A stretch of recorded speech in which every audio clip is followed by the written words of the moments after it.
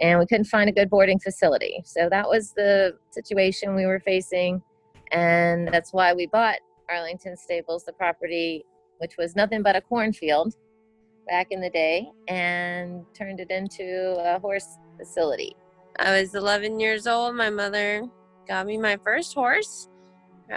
She's a very high energy, fun little pony I have who needs lots of space to run around.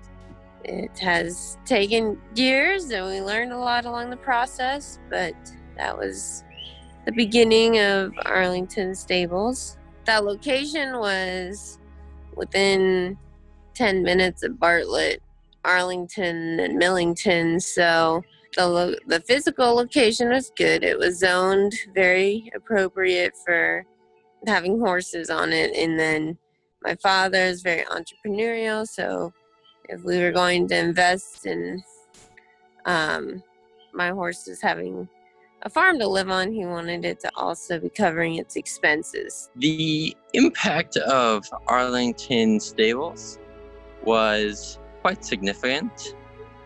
It created a lot of work opportunities in which we turned a empty field into a barn with fencing and learned about the different aspects of that process. One story I have is the Loosahatchee River. It's what's called the Bottoms, where there's just government land that people ride their four-wheelers on. Poor Mutter got real stuck. So we thought we were helping this guy, so we just hop in the tractor and start driving down the road, and we didn't really tell our father what we were doing, and he freaked out that we were driving the tractor away. And then we pulled these poor suckers out, being the good Samaritans that we are, and we did not get the big tractor stuck. But our father was covered head to toe in mud, screaming, yelling about how we almost ruined everything. My kids had a lot of work experiences, fixing things, dealing with moving rocks, moving dirt, putting up fences, riding on tractors, fixing tractors, fixing lawnmowers, mowing grass, taking care of property. It is a enormous labor of love. It's not exactly profitable, but the skills and the discipline required to do it well are lifelong skills that it would be my desire for every child to have, and to grow up having chores, having to learn responsibility, having to understand nature and how it works, to be able to plant gardens, to take care of animals, to Monica managed a herd of horses and took care of all their feeding needs, to be there every day, the discipline, to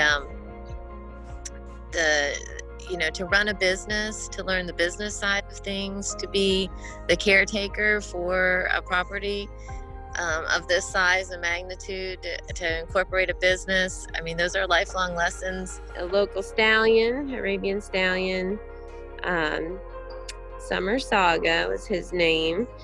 And that was a learning curve, learning how to breed horses, all the veterinary medicine behind it, as far as reproductive checkups and ultrasound checkups.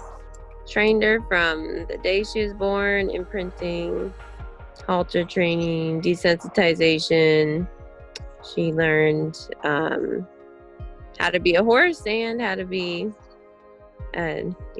domestic, work with a human out there. So, yeah, I was working with the Mid-South Arabian Horse Club, and we would have horse shows out there, and my friends would come with their animals. We'd ride the trails of the Loosahatchee River sometimes, or we would work the horses in the arenas. renters or people traveling across the country. You can have long-term horse boarders, which is another successful business we ran out there. Okay, well, it would be my desire to see somebody that has an interest and love of horses be the next property owners of this property, and to encourage and grow the equine industry in one way or another. Either a saddle maker, a farrier, a school, a training facility, a breeding facility, a large animal vet clinic, a riding academy.